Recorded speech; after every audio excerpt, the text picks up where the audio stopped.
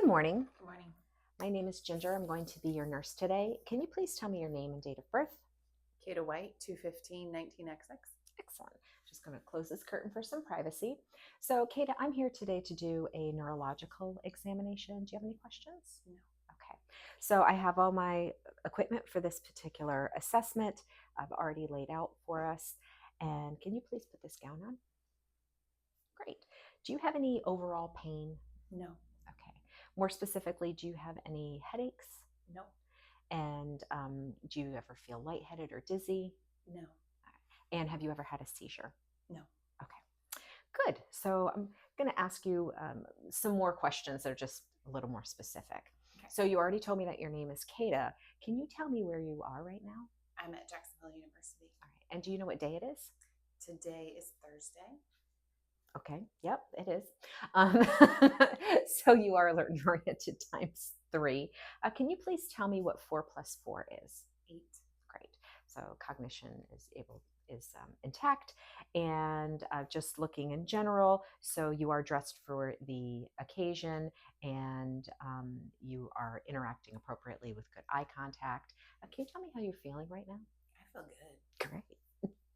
Awesome. So there's no concerns about your mood or feelings at this particular moment. So we're going to go on to testing the cranial nerves. Okay. So the first thing I'm going to test is cranial nerve number 1, which is your olfactory nerve. So could you do 2 things for me? Can you plug one nostril, breathe in and out, and then can you close your eyes? I'm going to have you keep it plugged, and I'm going to have you smell something, and you just tell me what it is that you smell. Peppermint? Yes, excellent. And now I'm going to have you plug the other nostril, breathe in and out for patency, keep those eyes closed, and I'm going to use a different smell for your other side. Lemon? Or citrus? Yeah, good. Okay, so you can open your eyes. So now I'm going to test cranial nerve number 2, the optic nerve. So to do that, we're going to use this little card, Rosenbaum test, and I would like for you to cover one eye, and I want you to read the lowest line possible that's comfortable from you from left to right. 937-826. And if you could switch, cover your other eye in the same directions. I want you to read the lowest line possible, now reading from right to left. 628739. Okay, and then can you uncover, and we're going to have you read with both eyes this time, the lowest line from left to right. 937-826.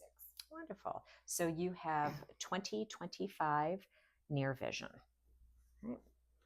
So now we're going to move on to cranial nerves 3, 4, and 6. We test them together. So cranial nerve 3 is oculomotor, number 4 is trochlear, and number 6 is abducens.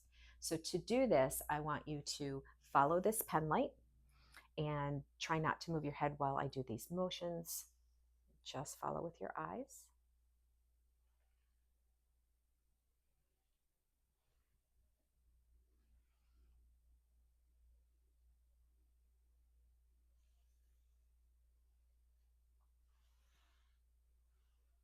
Excellent. So I don't notice any abnormal movement of your eyes when we do that.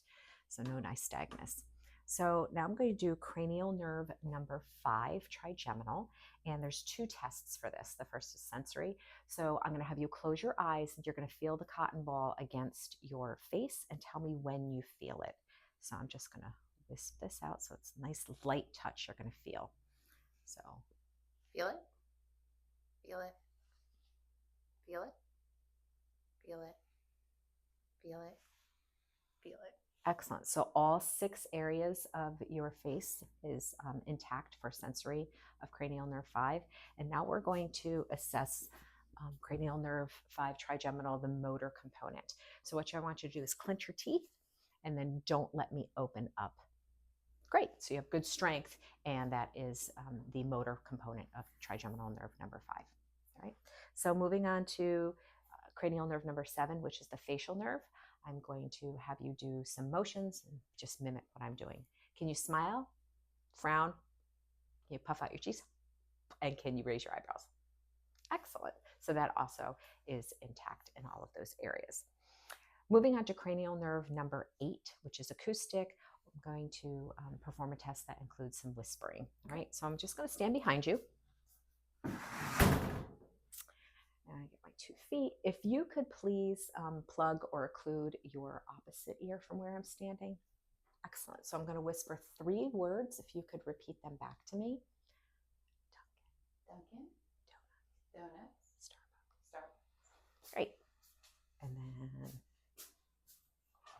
on this side, we could do it again. I want you to plug this opposite ear for me. And Coffee. Latte.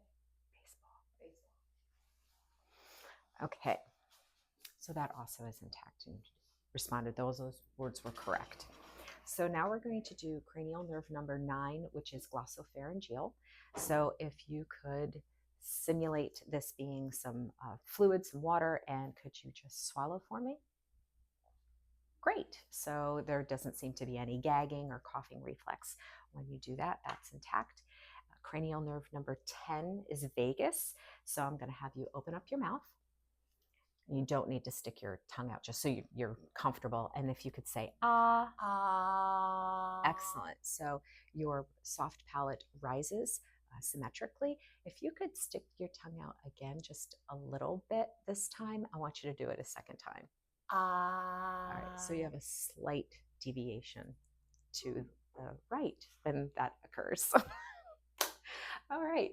So cranial nerve number 11, which is spinal accessory. I'm going to test strength of your neck and your shoulders. Okay. So the first one, I'm going to put my hands on your shoulders and you're going to shrug up and I'm going to give resistance. Great. And now I'm going to have you turn your head from side to side, also against resistance. So if you could press into my hand, good. And then into my hand this way. Great. And you have great strength in all of those movements. So your spinal accessory nerve is also intact. The last one is cranial nerve number 12, which is hypoglossal. If you could stick your tongue straight out at me. Great. So I don't notice any deviation or any fasciculations. And if you could then say the words light, tight, dynamite.